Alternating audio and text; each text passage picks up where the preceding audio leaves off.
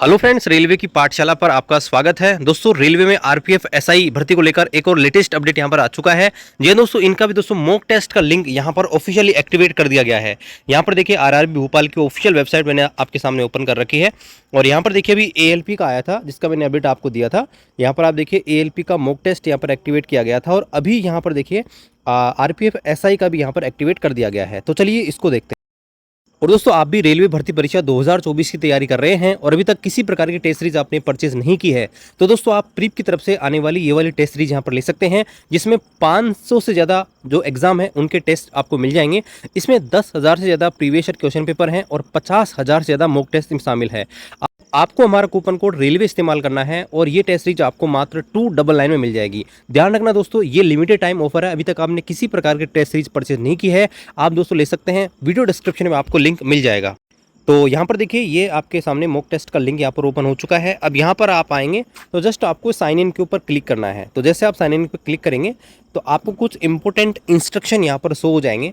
Same to same instruction जो है आपको जब आप एग्जाम देने जाएंगे तो वैसे वैसे आपको शो होंगे कि आपको जब पेपर देंगे तो क्या क्या चीज़ों का ध्यान रखना है।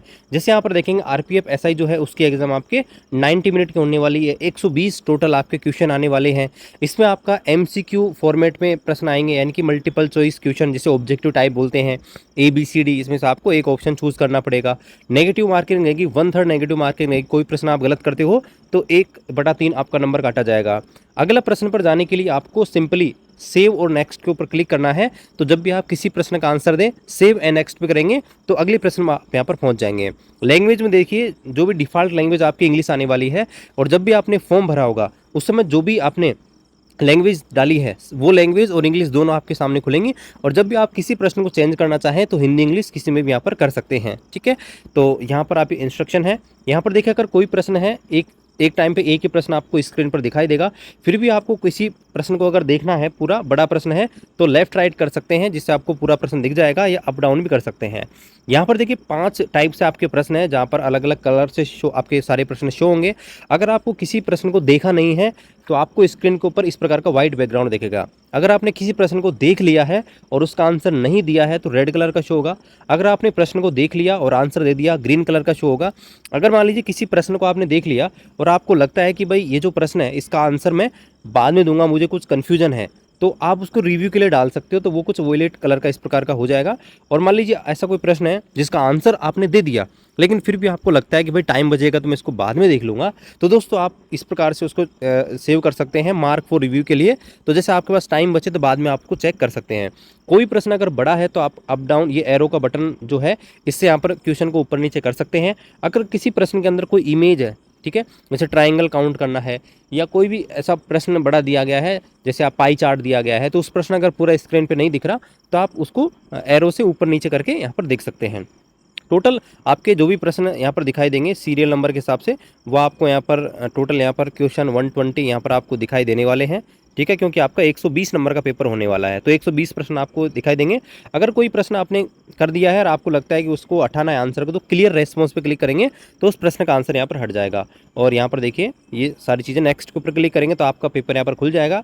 यहाँ पर आपको वो लैंग्वेज चूज़ करनी है जिसमें आप पेपर ओपन करना चाहते हैं। ठीक है, हिंदी इंग्लिश जो भी आप सेलेक्ट करना चाहें सेलेक्ट कर सकते हैं। ये चेक बॉक्स है, इसके ऊपर क्लिक करना है और आपको I am ready to begin, same to same exam जैसी फीलिंग आपको आ सकती है क्योंकि इसी प्रकार का पेपर आएगा।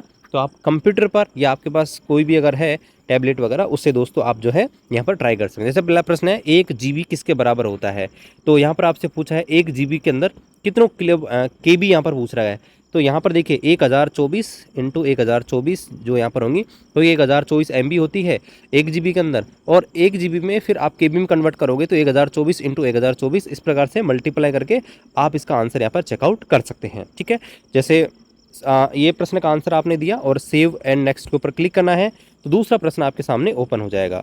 तो जैसे दूसरा प्रश्न आपके सामने दिख रहा है, कि निपा एक क्या है, तो इसका आंसर जो भी आपको सेलेक्ट करना है वो आप सेलेक्ट कर सकते हैं। जैसे मैंने यहाँ पर वायरस किया है और मान लीजिए इसका आंसर मेरे को सेव करना है तो सेव एंड नेक्स्ट पे क्लिक करेंगे, दूसरा प्रश्न यहाँ पर आपका ओके हो जाएगा। तो अभी देखिए दूसरा प्रश्न का आंसर मैंने दे दिया, इसलिए दूसरा प्रश्न यहाँ पर ग्रीन हो चुका है।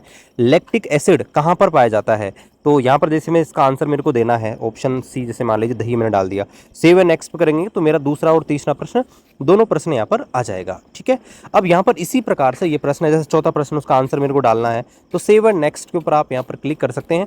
जो भी प्रश्न आप आंसर देंगे वो ग्रीन में यहाँ पर शो हो जाएंगे, जो भी आपने नहीं देंगे आंसर वो रेड में शो हो जाएंगे।